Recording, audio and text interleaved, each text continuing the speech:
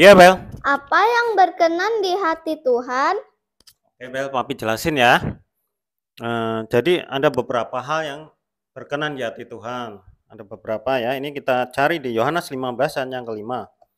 Akulah pokok anggur dan kamulah ranting-rantingnya. Barang siapa tinggal di dalam aku dan aku di dalam dia, ia berbuah banyak. Sebab di luar aku tidak dapat berbuat apa-apa. Kemudian barang siapa tidak tinggal di dalam aku, ia dibuang keluar seperti ranting dan menjadi kering. Kemudian dikumpulkan orang dan dicampakkan ke dalam api lalu dibakar. Nah, jadi yang Tuhan inginkan dari kita adalah kita apa? Kita sebagai ranting-rantingnya itu selalu fokus pada Tuhan sehingga kita dapat berbuah banyak. Ya, oke, berbuah banyak itu apa? Ya, berbuat kasih, berbuat baik, ya kan? Pengendalian diri, kemurah hatian dan lain-lain gitu ya, Bel. Yang kedua, kita harus bisa menyangkal diri atau menyalipkan daging. Kita lihat dari Galatia 5 ayatnya ke-24.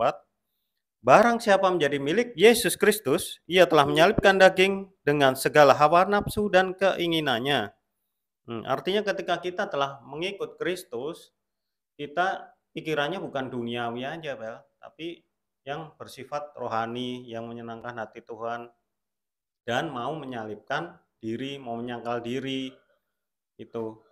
Jadi tidak bersifat duniawi walaupun kita hidup di dunia gitu, Bel. Yang ketiga adalah harus punya tujuan gitu. Sebab itu di 1 Korintus 9 ayat ke-26, sebab itu aku tidak berlari tanpa tujuan dan aku bukan petinju yang sembarangan saja memukul.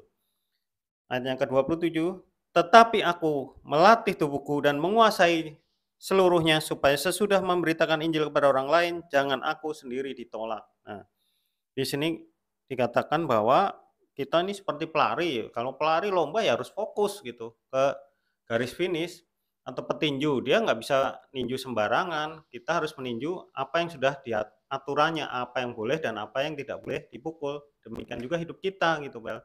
Harus fokus apa yang dilarang, apa yang diwajibkan gitu ya. Kemudian di Galatia 6 sampai 8, 6 ayat 8 dituliskan, sebab barang siapa menabur dalam daging, ia akan menuai kebinasaan dari dagingnya. Tetapi barang siapa menabur dalam roh, ia akan menuai hidup yang kekal dalam roh itu.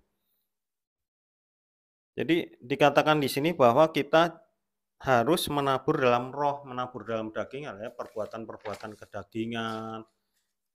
Ada banyak perbuatan kedagingan. Jadi kalau kita berdosa itu kita juga mengeluarkan energi, tapi juga kita ngabisin uang, ya kan? Contoh judi, bermain perempuan atau apa. Nah, kalau kita hidup kudus, kita juga butuh energi tapi gratis, nggak ngeluarin apa-apa gitu ya. Jadi kita harus bisa mengendalikan hawa nafsu kita. Itu, Bel. Jadi tadi apa aja yang berkenan di hati Tuhan? Salah satunya adalah berbuah. Kita harus berbuah, kemudian harus menyangkal daging atau menyalipkan daging kita, kemudian harus punya tujuan, apa yang kita tuju. Yang keempat adalah kekudusan, karena tanpa kekudusan kita tidak dapat melihat Allah gitu. Kita bisa lihat di 1 Petrus ayat yang 1 sampai 15. Tetapi hendaklah kamu menjadi kudus di dalam seluruh hidupmu sama seperti Dia yang kudus yang telah memanggil kamu. Sebab ada tertulis kuduslah kamu sebab aku kudus. Jadi kita ini semua dipanggil untuk menjadi orang kudus gitu. Untuk nanti dipersatukan dengan Tuhan gitu, Bel. Ngerti ya, Bel? Ngerti, Pi. Oke, Bel. Makasih ya. Iya, Bel.